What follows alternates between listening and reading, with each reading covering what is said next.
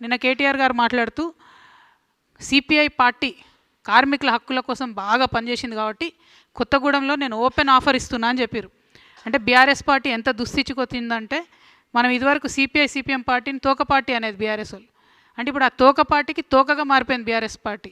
వాళ్ళు అడగనే లేదు, వీళ్ళే ఓపెన్ ఆఫర్ ఇచ్చి మేమే ఇస్తాం పొత్తు అని చెప్తారు.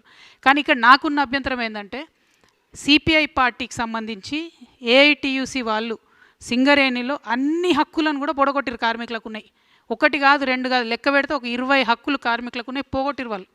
మొన్న నైని కుంభకోణం జరిగితే వాళ్ళు ఒక్క మాట కూడా మాట్లాడలేదు. వాళ్ళతో వీళ్ళు పొత్తు పెట్టుకుంటా అంటారు. ఇంకొక మాట, ఇదే సిపిఐ సాంబశివరావు గారు అసెంబ్లీలో నిలబడి కాళేశ్వరం విషయంలో కేసీఆర్ గారిని బీఆర్ఎస్ పార్టీని ఎన్ని మాటలు అన్నారో కేటీఆర్ గారు ఒకసారి చూడాలి.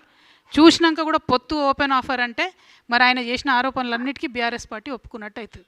ఒకవేళ లోకల్గా ఎక్కడన్నా వాళ్ళది వాళ్ళు సరి చేసుకోవడం వేరు, కానీ బీఆర్ఎస్ యాజ్ ఎ పాలసీ సిపిఐతో మేము పొత్తు పెట్టుకుంటున్నాం, అది కూడా కార్మికుల హక్కుల కోసం అంటే మాత్రం ఇది నయవంచన.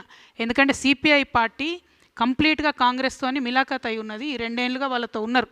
మెడికల్ బోర్డు ఒక్కరోజు కూడా పెట్టలేదు సింగరేణిలో. సిపిఐ మాట్లాడదు, బీఆర్ఎస్ మాట్లాడదు. మళ్ళీ మాట్లాడితే జాగృతి మాట్లాడాలి, లేకపోతే హెచ్ఎంఎస్ రియాజ్ అన్న మాట్లాడాలి. అంటే కార్మికుల హక్కులు వాళ్ళకు అవసరం ఉన్నప్పుడు మాట్లాడరు, కానీ మీకు పొత్తులు వచ్చినప్పుడు ఒక కవరింగ్ లెక్క, ఒక షీల్డ్ లెక్క మాత్రం కార్మికుల హక్కులు అని మాట్లాడుకుంటే కార్మికులు నమ్మరు. సింగరేణిలో కూడా ఎన్నికలు వస్తున్నాయి, దాంట్లో కూడా జాగృతి హెచ్ఎంఎస్ పొత్తు ఉంటుంది. అప్పుడు కూడా మా యొక్క ఏదైతే కార్మికులకు మనం చేసినటువంటి అంశాలు ఉన్నాయో కార్మికుల దయతోని మా పవర్ ఏందో కూడా చూపించే ప్రయత్నం చేస్తామని తెలియజేస్తూ